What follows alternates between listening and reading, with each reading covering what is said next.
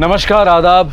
Crime petrol सतर्क के आज के इस एपिसोड में मैं अनूप सोनी आप सबका स्वागत करता हूं। किसी भी इंसान के लिए उसका घर, उसकी छोटी सी दुनिया, उसकी जिंदगी होती है।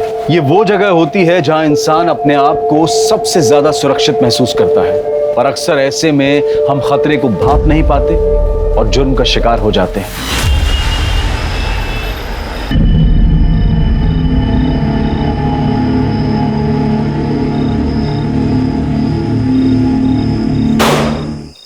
Happy birthday to you. Happy birthday to you. Happy birthday dear Bhabhi. Happy birthday to you. Hey! Happy birthday भाभी। शीतल, हमारी शादी के बाद ये तुम्हारा पहला बर्थडे है, तो ये खास तुम्हारे लिए मेरी तरफ से। अब ये बताओ तुम्हें क्या चाहिए? डाइवोर्स।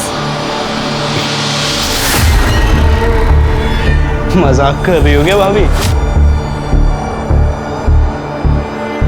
भाभी, कल भैया ने आपके लिए इतनी बड़ी सरप्राइज पार्टी रखी है। शहर के बहुत बड़े बड़े लोग आ रहे हैं और आप कैसी पार्टी कर रही हो?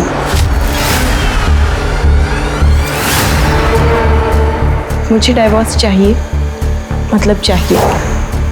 और अगर ऐसा नहीं हुआ तो आप सब जानते हैं कि मैं क्या कर सकती हूँ।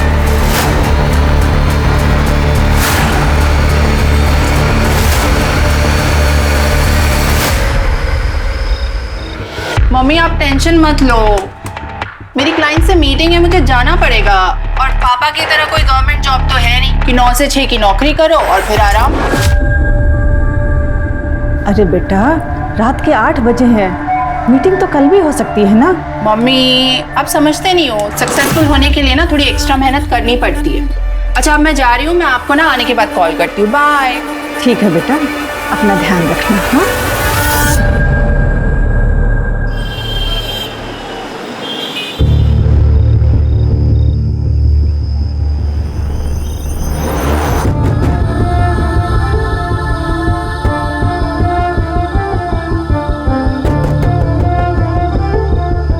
हाय, आई एम मनीष मित्तल। मुझे लगता है हम कहीं मिल चुके हैं। आई विश मिले होते। By the way Maya. Nice to meet you.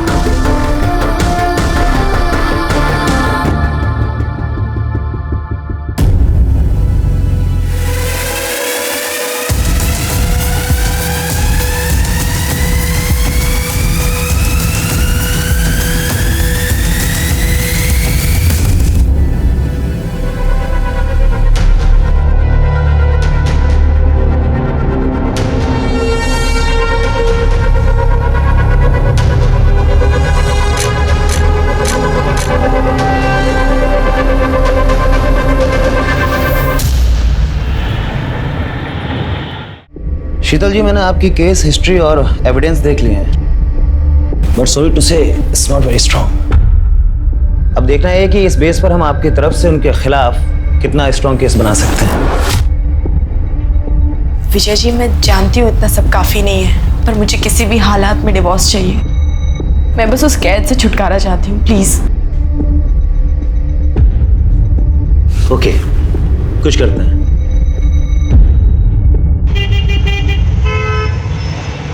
हाँ पापा, ये जॉब बहुत अच्छी है। यहाँ बहुत कुछ सीखने में मिल रहा है और आप देखना मेरा प्रमोशन भी ना बहुत जल्दी हो जाएगा। चलो अच्छा है, पर मैं तुझसे नाराज हूँ। तेरी माँ बता रही थी कि तू मेरा 9 से 5 की सरकारी नौकरी का मजाक उड़ा रही थी। तुम दोनों माँ बेटी मिलकर मेरी पीठ पीछे मेरी बहुत चुगली करते हो, हैं? मैं आप दोनों को बहुत मिस कर रही हूँ। अच्छा मम्मी, वो मैंने पैसे भिजवाए थे, आपने चेक किए ना? हाँ मिल गए। बस इसी तरह तरक्की करती रहे और तेरा काम अच्छे से चलता रहे। जैसी टाइम मिले मिलने आ जाना। हाँ बहुत जल्दी आऊंगी। अच्छा मम्मी, एक इम्पोर्टेंट कॉल आ रहा है, मैं आप लोगों से बाद में बात करती हूँ। Bye, love you. हेलो,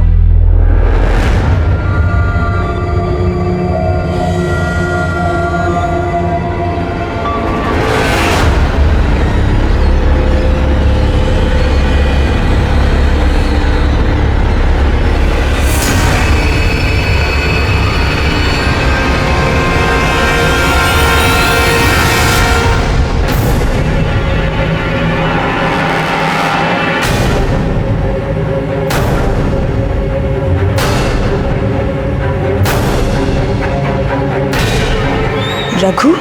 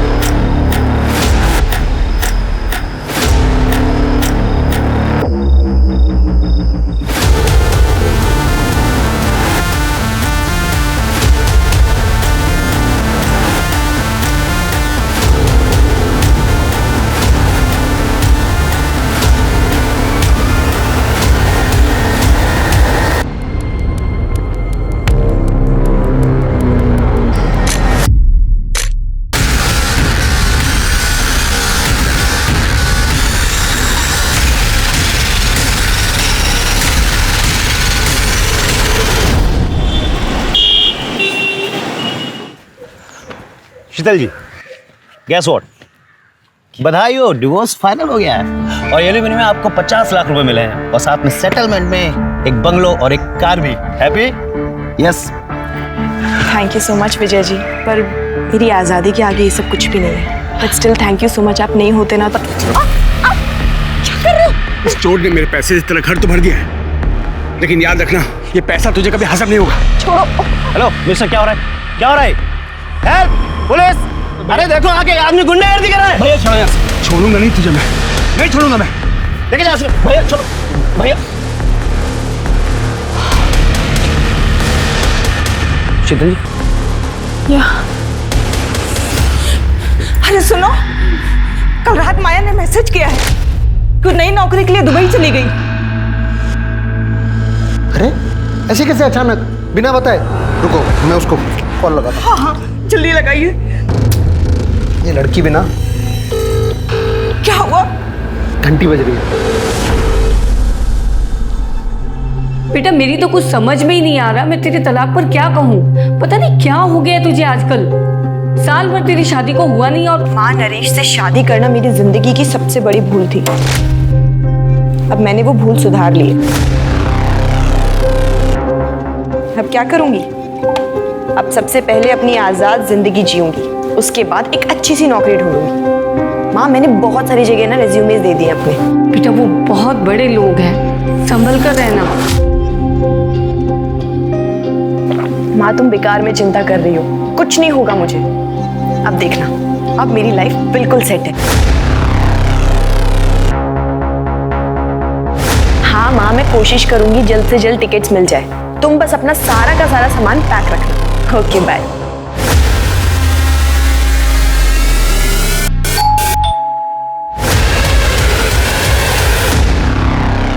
आपका पार्सल है। नहीं, पर मैंने कोई पार्सल मंगवाया ही नहीं है। आप शीतल लादा है ना? हाँ। तो फिर आपका ये पकड़िए इसको। अरे पर मैंने कोई पार्सल मंगाया ही नहीं है, तो मैं कैसे लूँ इसे? मेरे पास इतना टाइम नहीं है, पकड़िए इसको। अजीब जबरदस्ती है, नहीं मंगाया मैंने।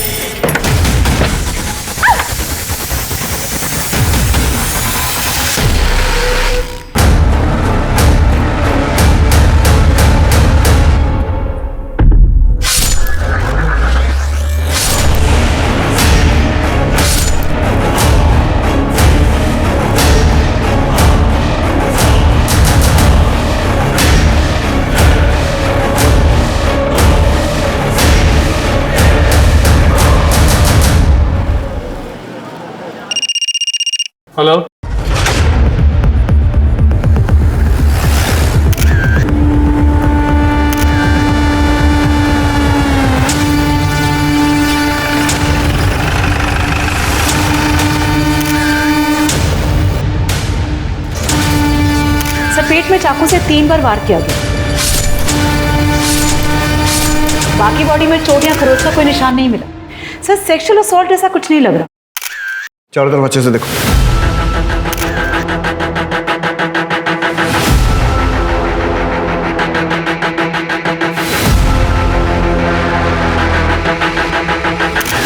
ऐसा करो, घर के कोने कोने में, दरवाजे पर, डोरबेल पर, सब जगह से फिंगरप्रिंट लो और आस पड़ोस में पूछताछ करो।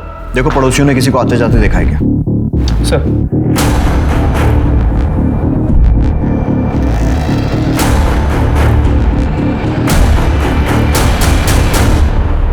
सर ठीक है। सर आप पड़ोस में एक औरत ने बताया कि मर्डर का पता चले कि कुछ टाइम पहले उसने कुरियर वाले को यहाँ आते हुए देखा। शक्ल देखी उसने? नहीं सर, उस कुरियर वाले ने मुंह पे रुमाल बांधा, सर पे कैप, इसलिए शक्ल नहीं देखी।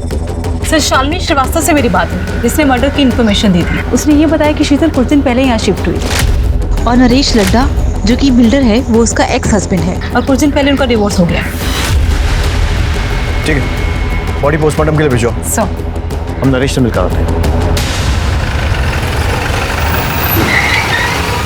1 महीने पहले आपका और शीतल का डाइवोर्स हुआ। सेटलमेंट में उसने इतना बड़ा घर लिया, पैसे भी लिए होंगे, मार्केट में आपकी रेपुटेशन खराब हुई वो अलग। अब आप ही बताइए, ये वजह कम है आप पर शक करने के लिए कि आपने ही शीतल को मारा है या फिर मरवाया? देखिए, मेरा जो नुकसान होना था हो चुका। उसका मर्डर करवाने से मुझे क्या मिलेगा? और वैसे भी डिवोर्स मैंने नहीं, उसने मांगा था मुझसे, और वो भी तब जब हम उसका बर्थडे सेलिब्रेट कर रहे थे। तुम्हें क्या चाहिए? डाइवोर्स। उसने मांगा और आपने दे दिया। हम थक चुके थे इसके टॉर्चर से, और मुझे पता चल गया था कि वो मुझसे नहीं, मेरे पैसों को चाहती थी।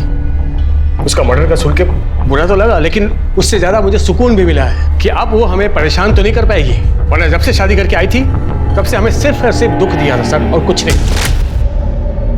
भाभी दाल में पानी थोड़ा ज़्यादा नहीं हो गया? भाभी सुनो ना, मैं ना घास फूस खा के बोर हो चुका हूँ, तो डिनर में चिकन मटन कुछ बना देना प्लीज़। भाभी ये रोटी थोड़ी कच्ची है। अरे शीतल, तुमने कुक को क्यों निकाल दिया? वो ठीक ठाक खाना बना रहा था। क्यों?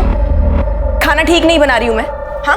और सब्जी खाने में क्या प्रॉब्लम? अपने स्वाद के लिए जरूरी है किसी की जान ली जाए? हाँ? मेरा मतलब है शीतल कि हम कुक अफोर्ड कर सकते हैं, और तुम लड़ा खानदान की बहू हो, तुम्हें किचन में काम करने की क्या जरूरत है? तुम नई नई आई हो, एंजॉय करो बस। आपको खाने से प्रॉब्लम थी ना, आप मुझे अकेले में जाकर बोल सकते थे।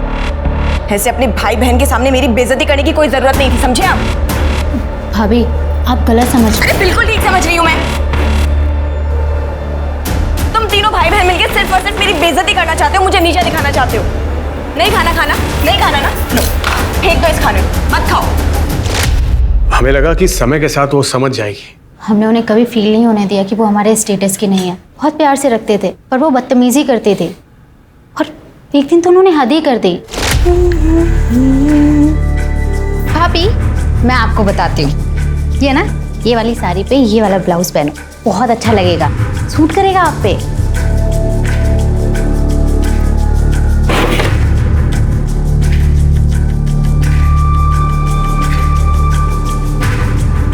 भाभी क्या कर रही हो आप? काट क्यों रही हो? तेरे छूने के बाद में अब मैं इसका पोछा भी नहीं बना सकती। और रही बात फैशन की, तो वो मुझे तेरी जैसी बहन जी से सीखने की कोई जरूरत नहीं है, जिसके पास पैसा तो बहुत है पर ओढ़ने पहनने की जरा सी अकल नहीं। आप लोग इतनी शराफत दिखा रहे थे और वो बदतमीजियां करती जा रही थी, क्यों? शायद उनकी नज़र सिर्फ हमारे पैसों पर थे, वरना वो प्रीतम से ऐसी बात नहीं करते। सर को बताओ ना, सर को बताओ। क्या हुआ? भैया वो कुछ महीने पहले की बात है, भैया काम से बाहर गए हुए थे और शीतल भाभी मेरे रूम में आई। जी भाभी क्या काम है बताइए। कुछ नहीं, वो मैं बोर हो रही थी तो मैंने सोचा तुम्हारे पास आके थोड़ा टाइम पास कर लूं। क्या कर रहे हो तुम? वाओ, कितना सुंदर कॉम्प्लेक्स है। काश ऐसे ही कॉम्प्लेक्स मेरा भी होता। ऐसे हो सकता है अगर तुम चाहो तो। हाँ भाभी मैं भैया से बात करूँगा। नहीं, भैया को बीच में लाने वाली कौन सी बात है? अगर ये हम दोनों के बीच में हो सकता है तो। उनसे उस दिन बड़ी मुश्किल से मैंने पीछा छुड़ाया। भैया को बताने से डर लगा, इसलिए मैंने दीपा से शेयर किया। वो ये सब चाल चला करती थी। सुना आपने? कितनी घटिया औरत थी। एक तो मैं इस बात से निकल नहीं पाया कि उसने मेरे साथ क्या किया है, क्यों किया, और आप मुझ पर उसके मर्डर का इल्जाम लगा रहे हैं। प्लीज सर, मैं हाथ जोड़कर आपसे विनती करता हूं सर, हमें परेशान मत कीजिए। हमारा उसके मर्डर से कोई लेना देना नहीं है। सर, अगर ये लद्दा फैमिली सच कह रही है तो शीतल बहुत ही मक्कार और धोखेबाज हो रहा है। मिश्रा, कितने लोगों को जानते हो जो सामने से अपनी गलती मानेगी? वैसे भी ये स्टोरी की एक ही साइड है, शीतल की साइड तो हमने सुनी नहीं है जो उसकी माँ हमें बताई। शीतल बहुत अच्छी लड़की थी और ये शादी भी उसने अपनी मर्जी से की थी। सब कुछ ठीक चल रहा था। मेरी समझ में आज तक ये बात नहीं आई कि उसने डिवोर्स क्यों ले लिया। क्यों ले लिया मतलब? उसने आपको नहीं बताया था? कहाँ बताया, कहाँ मिली वो मुझसे। हमेशा फोन पर ही बात होती थी और जब भी मैं उससे पूछती तो वो यही कहती थी कि वो जो कर रही है सब ठीक है, मिलूंगी तब बताऊंगी। लेकिन उसकी नौबत ही नहीं आई। उससे पहले वो मुझे छोड़कर चली गई। ठीक है, फिलहाल के लिए आप जा सकती हैं, जरूरत पड़ी तो आपसे फिर कांटेक्ट करेंगे। ठीक है सर।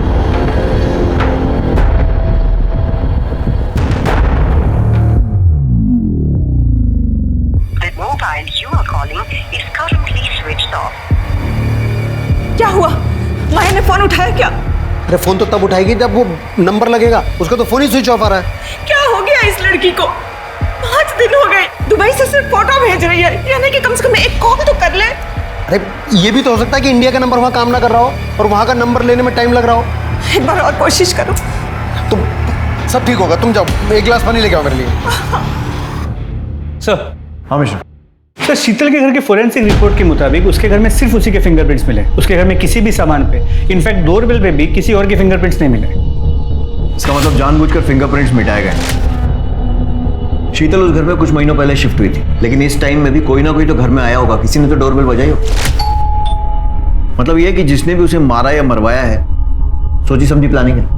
सर, शीतल की पोस्टमार्टम रिपोर्ट्स आ गई। सर, इसके मुताबिक उसकी मौत दोपहर 1 से 3 के बीच में हुई और चाकू से 3 बार पेट में वार किया गया। काफी खून बहने की वजह से उसकी मौत हुई, पर मौत से पहले रेप या सेक्सुअल असॉल्ट ऐसा कुछ भी नहीं लग रहा। मतलब पीएम रिपोर्ट से भी कोई खास हेल्प नहीं है? नथिंग। सर, मैंने शीतल की बैकग्राउंड भी चेक की है। शादी से पहले या तलाक के बाद उसका कोई भी अफेयर वगैरह भी नहीं था। शीतल का एक्स हस्बैंड नरेश लड्डा और उसके भाई बहन, उनके कॉल रिकॉर्ड्स और मोबाइल लोकेशन? सर, अब तक नहीं आई, पर जल्दी आ जाएंगे। जल्दी आ जाएंगे सर।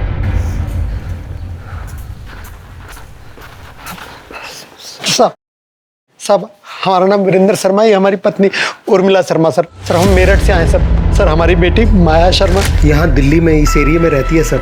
वो पिछले 1 हफ्ते से मिसिंग है सर, और अब तो फोन भी उसका ऑफ आ रहा है सर।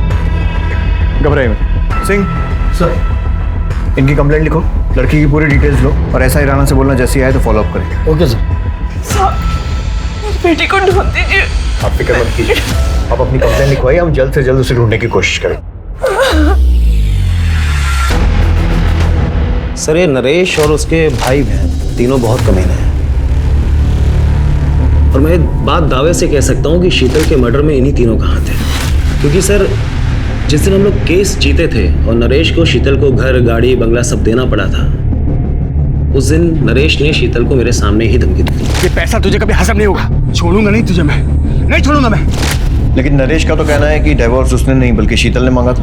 हाँ सर, मांगा था, क्योंकि इन तीनों भाई बहन ने मिलकर शीतल का जीना हराम कर रखा था। सर, उसे इतना मजबूर कर दिया, क्या करती बेचारी वो। वकील उसे फैमिली कोर्ट में पति पत्नी के झगड़े सुनते आ रहा हूँ, मगर शीतल के केस को सुनकर मेरी भी रूह कांप गई थी। शादी होते ही नरेश ने सभी नौकरों को काम से निकाल दी।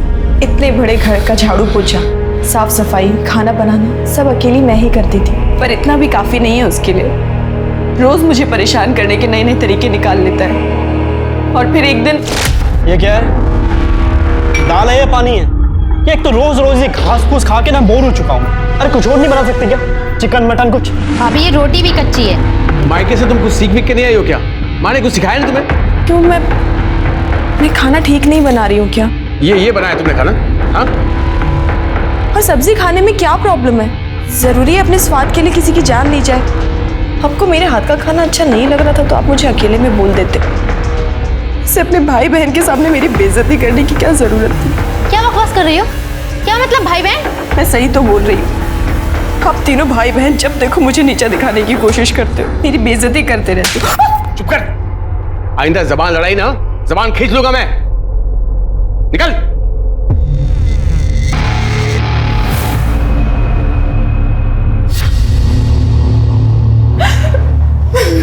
अरे अरे भाभी, आप रो क्यों रही हो?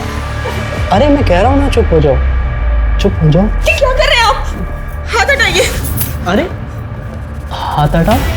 अरे मैं तो हाथ हटा दूंगा भाभी, पर भैया शाम को जिसको ला रहे हैं आपसे मिलाने, उसका हाथ कैसे हटाओगे?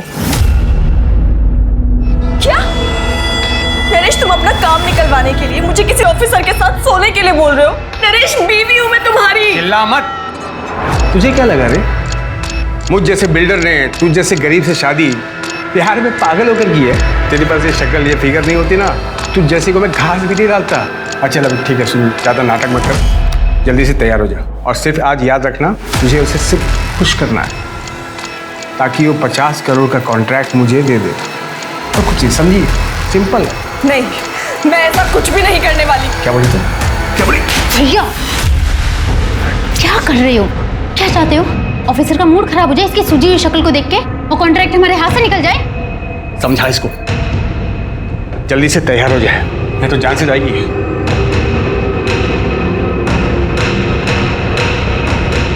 भाभी आप तैयार हो जाओ please.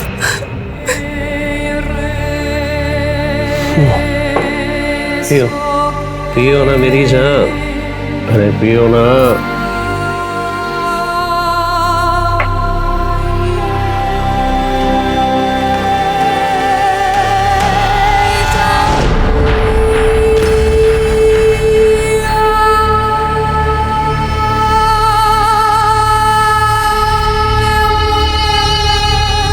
Yes, I hope you enjoyed the evening.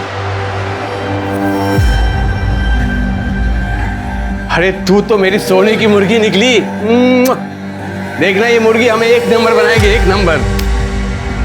एक भी कॉन्ट्रैक्ट मैं किसी और के हाथ लगने नहीं दूंगा। जब तक तू है तब तक हम हैं। नरेश रोज रोज नए नए आदमियों को पकड़ के ले आता है, पति नहीं दलाल बन चुका है वो। मैंने समझाने की कितनी कोशिश की पर सुनने को तैयार ही नहीं। फिर मैंने सोचा कि अगर हमें बच्चा हो जाए तो शायद वो बदल जाए। क्या बच्चा? तेरा दिमाग खराब हो गया क्या? नरेश, हमारी शादी को 8 महीने हो गए, अब तो माँ भी बच्चे को लेकर पूछने लगी है। अरे भाड़ में जाए तेरी माँ।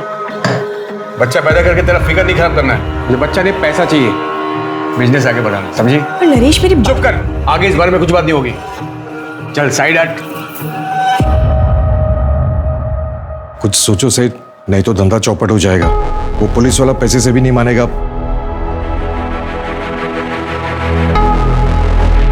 ठीक है, मैं कुछ करता हूं। सुन, एक पुलिस वाले ने नाक पे दम कर रखा है, तुझे उसे खुश करना होगा। मैं ये सब और नहीं करूंगी, और अगर तुमने मेरे साथ जबरदस्ती करने की कोशिश की तो मैं पुलिस के पास चली जाऊंगी। क्या बोली? इतनी जल्दी क्या है? तुझे शाम को पुलिस वाले के पास ही भेज रहा हूं मैं। आराम से उसे बोल देना, लेकिन याद रखना तेरी माँ का क्या होगा? आधा घंटा नहीं लगेगा मुझे ऊपर पहुंचाने में, समझी?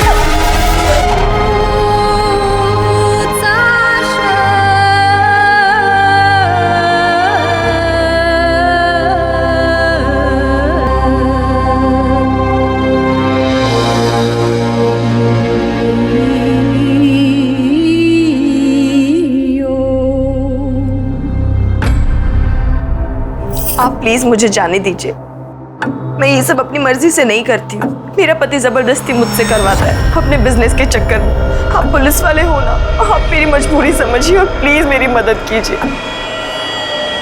अरे ड्यूटी पे भी जाना है, चल बिस्तर पे चल। नरेश साला कमीना है, लड़की का पैसा बचा लिया। चल। एक मिनट, मैं बस वॉशरूम जाकर आऊं प्लीज। अरे यार मूड खराब कर दिया, जल्दी जाओ और जल्दी आना।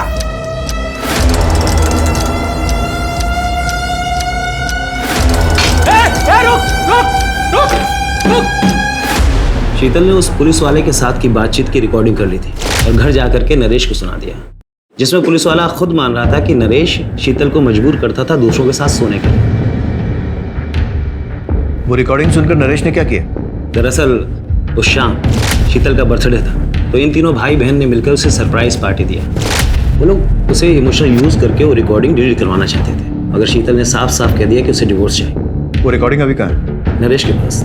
वो इसी शर्त पर डिवोर्स के लिए तैयार हुआ था कि शीतल रिकॉर्डिंग उसे वापस कर देगी और इसकी जितनी भी कॉपियां हैं वो सब डिलीट कर देगी। और अगर देखा जाए तो इस हिसाब से नरेश के खिलाफ कोई भी सबूत नहीं मिलता। उस पुलिस वाले का नाम क्या था? सर वो आप जानते हैं कि मैं बता नहीं सकता, लेकिन शीतल के लिए दुख होता है। कितनी मुश्किल से उसे वो सब चीजें मिली थी जिसकी वो हकदार थी। सर उसके कातिल को प्लीज छोड़िएगा मत। पुलिस के सामने शीतल की दो छवियां आई, लेकिन दोनों एक दूसरे से विपरीत थी। पहली गुस्सैल, बदतमीज, मौकापरस्त, जो लाड़ा परिवार ने बताई। दूसरी एक मजबूर, असहाय, पीड़ित औरत की, जिससे उसका अपना पति अपने फायदे के लिए जिस्म फरोशी करवा रहा था। आखिर शीतल का असली किरदार क्या था? क्योंकि उसे समझे बिना इस केस को समझ पाना बहुत मुश्किल था। तो लट्टा फैमिली का बैकग्राउंड चेक किया, पता चला काफी टेढ़े लोग, कंस्ट्रक्शन बिजनेस में है तो काफी ऊपर तक कॉन्टैक्ट्स, कॉल रिकॉर्ड्स में गुंडे, हिस्ट्री शीटर्स, इन सब के नंबर्स, और इनके खिलाफ धोखाधड़ी की केसेस भी रजिस्टर्ड है। मोबाइल लोकेशन चेक की? जी सर, लेकिन 10 तारीख को इनमें से किसी की भी मोबाइल की लोकेशन शीतल के घर के आसपास की नहीं। मिश्रा, ये लड्डा नामी बिल्डर है, तो पॉसिबल है कि ये काम इसने किया नहीं, करवाया हो। इसके लिए इसमें जितने भी गुंडे और हिस्ट्री शीटर है ना, उनको राउंड अप करते हैं, वो बताएंगे कुछ। इंस्पेक्टर, आप प्लीज उस घटिया औरत के लिए हमें परेशान मत कीजिए। उसे हमने नहीं, उसी के किसी यार ने मारा होगा, जिसके लिए उसने मुझसे डिवोर्स लिया था। वो एक नंबर की झूठी, मक्कार और कैरेक्टरलेस औरत थी। वैसे हमारी इंक्वायरी में आपका कैरेक्टर भी कुछ ऐसे ही आ रहा है, और अगर वो इतनी बुरी थी तो फिर घर, गाड़ी, पैसा ये सब देकर सेटलमेंट क्यों करना पड़ा? कोर्ट में प्रूव क्यों नहीं कर पाए? एक्चुअली वो मुझे ब्लैकमेल कर रही थी, एक ऐसी चीज को लेकर जिसे मैं कभी बाहर नहीं आने दे सकता था। और वो चीज उस पुलिस वाले की रिकॉर्डिंग थी जिसके साथ सोने के लिए आपने उसे भेजा था। किस रिकॉर्डिंग की बात कर रहे हैं आप? मैं तो ये फोटो की बात कर रहा हूँ। पता नहीं ये फोटो शीतल के पास कैसे आई और उसने अपने वकील को दे दिया। कहाँ से आई मतलब? आपका कहने का मतलब है कि फोटो फेक है? Did I say that? No, did I say that? Fake है। हाँ, ये सच है कि मैं इस लड़की के साथ सोया था, लेकिन ये फोटो किसने कब खींची और शीतल के पास कैसे आई मुझे नहीं पता। कौन है लड़की? I don't know. मैं एक कॉन्फ्रेंस मीटिंग में गया था, उसके बाद वो लड़की मुझे मिली और वहीं थोड़ी बहुत कुछ बातचीत हुई। उसके बाद उसने मुझे रूम में इन्वाइट किया।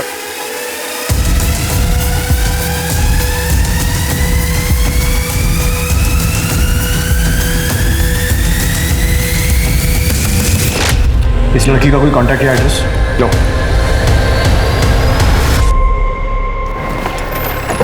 नरेश की बातों से एक अलग ही एंगल है। मतलब शीतल का वकील उसे जितना शरीफ बताने की कोशिश कर रहा है, शायद वो ऐसी है नहीं। मिश्रा, पता करो फोटो में वो लड़की कौन है, वो फोटो खींची किसने है और शीतल के पास वो फोटो किसने भेजी है, ठीक उस वक्त जब डिवोर्स की प्रोसीडिंग चल रही है। सर 2 दिन हो गए कंप्लेन कराए हुए सर। सर हमारी बेटी अभी तक मिसिंग है सर। आपका केस तो ऐसा ही राणा देख रहा है। राणा कहाँ है? सर राणा साहब तो केस के सिलसिले में बाहर गए। आइए अब मेरे साथ, संभल के। एक मिनट दिखाइए।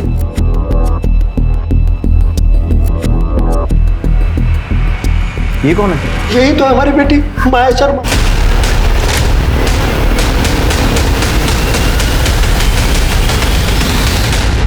सर हमारी बेटी माया 7 तारीख को नई दिल्ली से दुबई गई थी नौकरी ज्वाइन करने के लिए। ये देखिए साहब, दुबई से फोटो भेजती है पर कॉल करते हैं तो उठाती नहीं है, कॉल बैक भी नहीं करती है। सर शुरू में तो 1-2 दिन हमने इंतजार किया कि फ़ोन करेगी, पर बाद में तो उसका फ़ोन भी स्विच ऑफ हो गया। फिर हम लोग मेरठ पुलिस के पास गए, उनसे कहा तो उन्होंने कहा कि हाँ आप लोग दिल्ली जाइए, क्योंकि वो माया दिल्ली में ही रहती थी।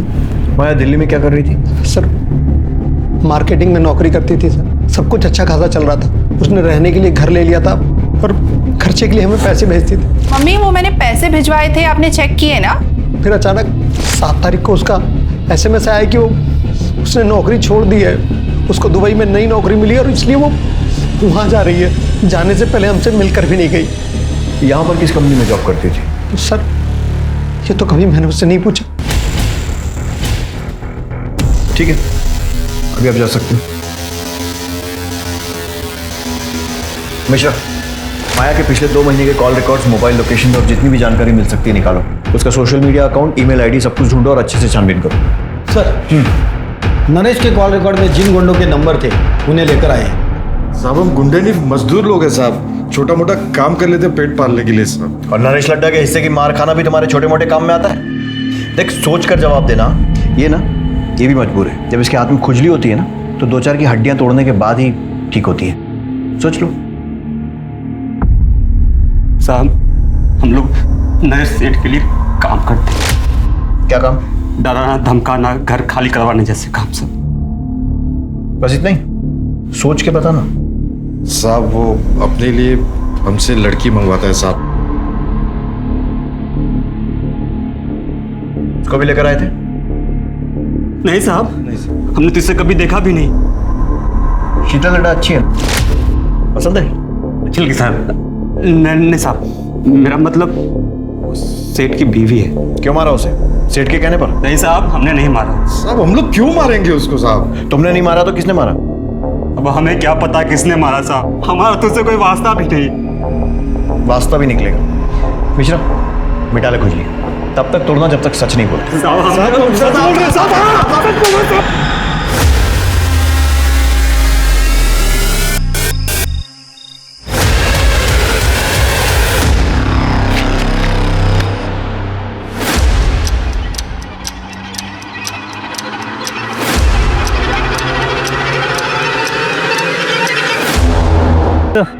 माया ने 7 तारीख को दोपहर 2 बजे की दुबई जाने की फ्लाइट की टिकट निकाली थी और 7 तारीख की सुबह 10 बजे उसने ऑनलाइन चेक इन भी किया। मतलब वो सही में दुबई जा रही है? देख के तो ऐसा ही लगा, लेकिन ना वो एयरपोर्ट गई ना उसने फ्लाइट ली। टिकट लिया, ऑनलाइन चेक इन भी किया, तो फिर फ्लाइट क्यों छोड़ दी? हो सकता है लास्ट मिनट उसका मन बदल गया हो, या फिर किसी ने ज़बरदस्ती उसे जाने से रोका। लेकिन दोनों ही केसेस में वो दुबई वाले पिक्चर्स कहाँ से आए जो उसने अपने माँ बाप को भेजे? सर, हमने पता किया, वो पिक्चर्स इंटरनेट से निकाले गए और उसके माँ बाप को इसलिए भेजा गया ताकि उन्हें यकीन हो कि माया दुबई में है। सारे पुलिस स्टेशन में माया की डिटेल्स भेजी? जी सर। सर एक्सक्यूज मी।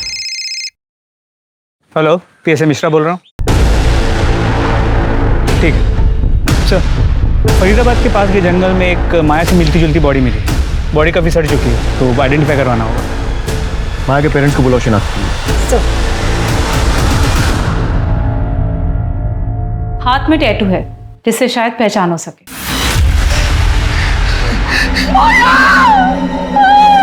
मेरे बच्चे। मम्मी देखो, मैंने टैटू बनाया है। अरे ये क्या नाक चनाक बना लिया है? कितने सुंदर हाथ थे तेरे। मम्मी आजकल का फैशन है, रहने तो आप समझोगे ही नहीं।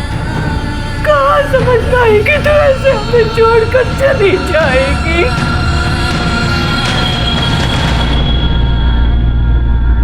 सर सूटकेस के अंदर या बॉडी के आसपास कोई सुराग नहीं मिला है। सर, क्राइम ब्रांच ने यूसुफ नाम के ब्लैकमेलर को पकड़ा है। उसके फोन में शीतल के न्यूड पिक्चर्स मिले हैं।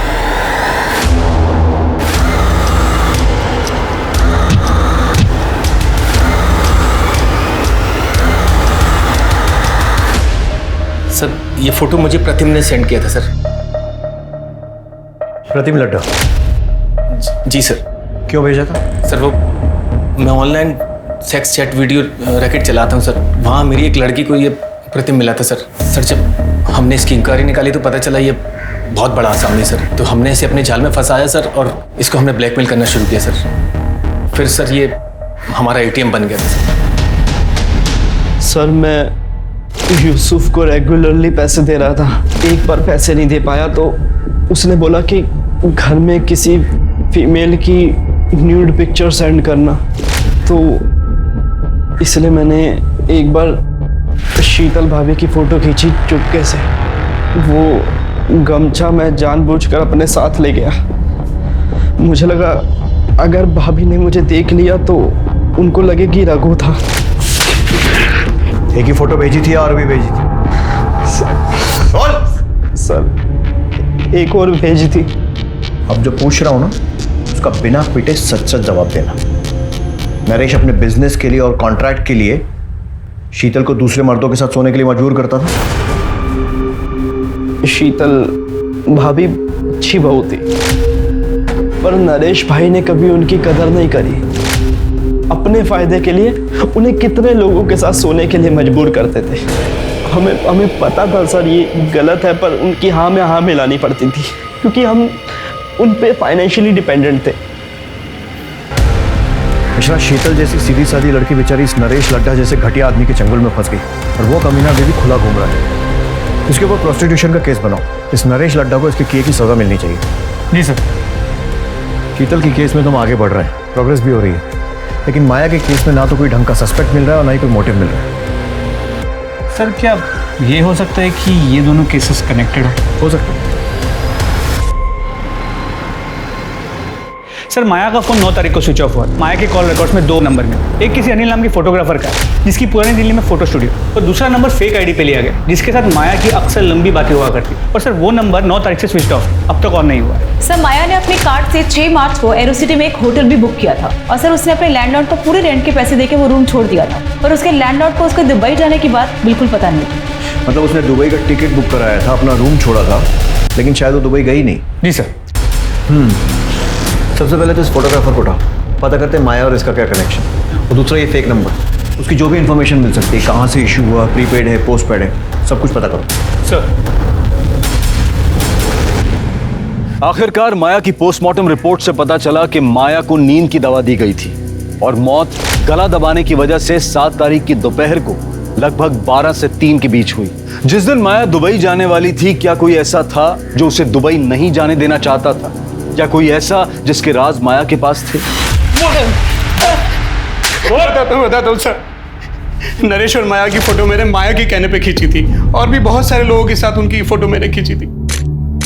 जिसके साथ जैसी भी तस्वीरें खींची है ना, सब पुलिस स्टेशन में जमा कर। एक बात बता, ये काम माया खुद करती थी या किसी के कहने पर? खुद ही करती थी साहब, खुद ही कॉल करती थी, खुद ही सारी डीलिंग करती थी। और पेमेंट? पेमेंट कैश में होती थी, वो खुद ही करती थी। और कभी कभार महेश नाम का आदमी आता था, वो पेमेंट करने के बाद माया से मेरी बात करा देता था। माया के कॉल रिकॉर्ड्स में महेश को ढूंढो।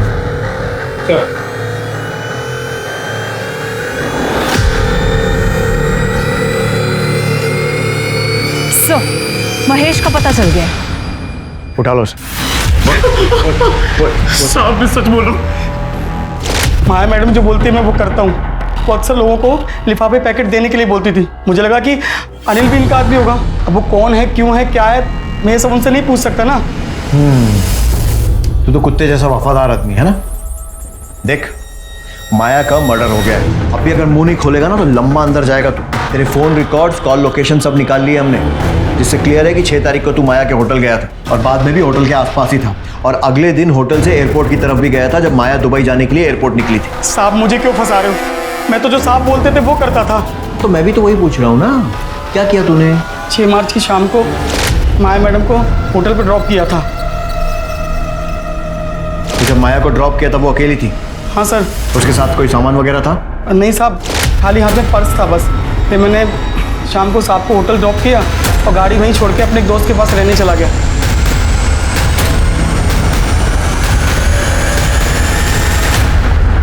साहब ने कहा था कि अगले दिन 4 बजे आ जाना होटल, तो मैं उनको 4 बजे लेने पहुंच गया। सर मैडम नहीं आ रही? अरे हाँ महेश, तुझे बताना भूल गया था, वो तो 2 बजे की फ्लाइट से दुबई चली गई। चल देख क्या रहा, चल ना। Yes sir. अच्छा ये बता, इन दिनों में तूने कुछ ऐसा देखा या सुना जो तुझे अजीब लगा?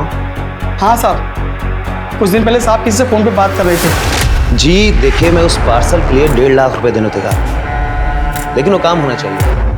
हाँ जी, काम की मुझे गारंटी चाहिए। पर साहब इतने पैसे उन्होंने मुझे देके कहीं भेजा नहीं। पार्सल क्या था? वो नहीं पता साहब। कब की बात है? सब 10 मार्च की, जब मैं गाड़ी की चाबी लेने गया था। 10 मार्च के आसपास के विजय माशरी के सारे कॉल रिकॉर्ड्स और मोबाइल लोकेशन निकाले।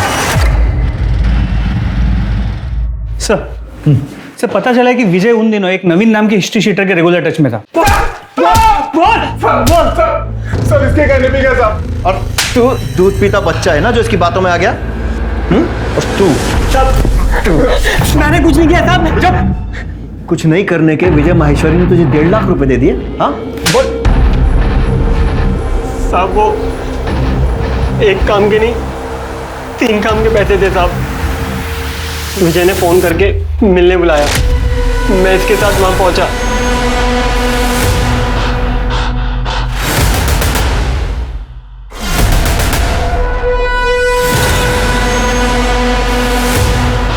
मर गई क्या?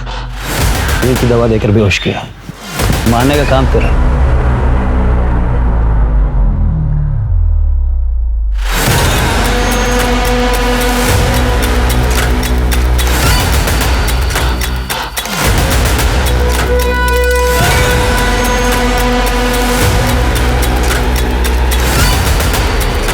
हमने चलती गाड़ी में उसका गला दबाकर उसे मार दिया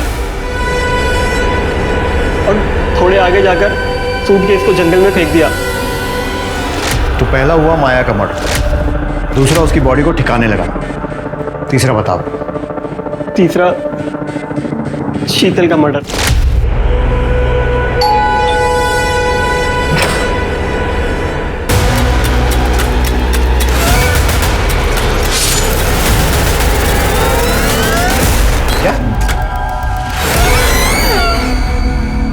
तो कैसी लगी मेरी प्लानिंग? मोटिव समझ नहीं आया, क्यों किया? माया से पीछे छुड़ाने के लिए। दरअसल क्या होता है कि जो ये डिवोर्स केस होता है ना, इसमें हम लोग क्लाइंट को ज़्यादा एलिमनी दिलाने के लिए उन्हें नंबर 2 के तरीके से करते हैं, उन्हें कन्विंस करते हैं। उसके बाद इन सब नंबर 2 के तरीकों से ही तो पैसे मिलते हैं ज़्यादा, वरना आप भी जानते हैं कि डिवोर्स के केस में कहाँ इतने पैसे मिलते हैं। और माया वो अपनी मर्जी से ये काम करती है? अरे नहीं साहब, इतनी आसानी से कौन तैयार होता है। बोला मैंने कि ये सब करने में परेशानी क्या है, किसी के साथ सोना थोड़ी है। उसको ब्रेन वॉश किया, समझाया उसको, तब जाके मानी। और हाँ, शादी झांसा में, लेकिन उसके बाद एक दिन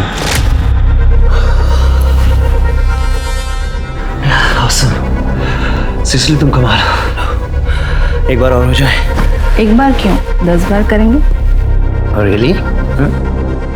लेकिन उससे पहले तुम्हें मुझे अपनी फर्म में पार्टनर बनाना होगा, अपनी बीवी को डिवोर्स देना होगा और मुझसे शादी करनी होगी। ये क्या बकवास कर रही थी? तो मुझे देखकर या सुनकर लग रहा है कि मैं बकवास कर रही हूँ।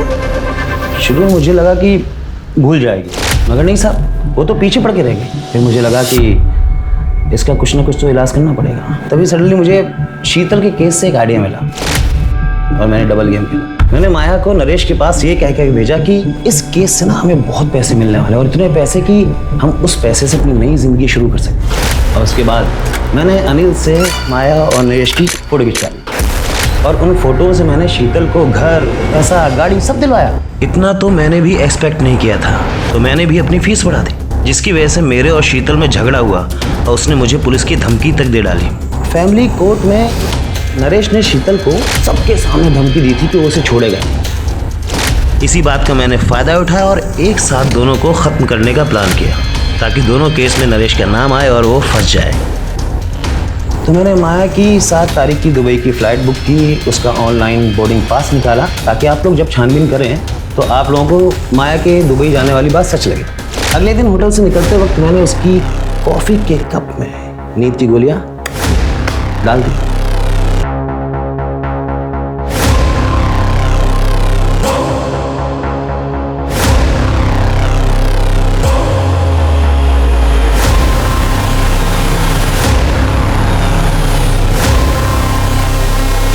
मैंने माया का फ़ोन अपने पास ही रख लिया था। एक रात पहले ही उसके घर वालों को मैंने मैसेज कर दिया कि मैं दुबई जा रही हूँ नौकरी के सिलसिले में, और 2 दिन तक दुबई की फ़ोटो भेजता रहा। उसके 2 दिन बाद मैंने उसके फ़ोन को तोड़ के फेंक दिया। माया और शीतल के मर्डर केस में चार्जशीट फाइल कर दी, और ध्यान रहे कि फांसी नहीं तो कम से कम उम्र कैद तो होनी चाहिए।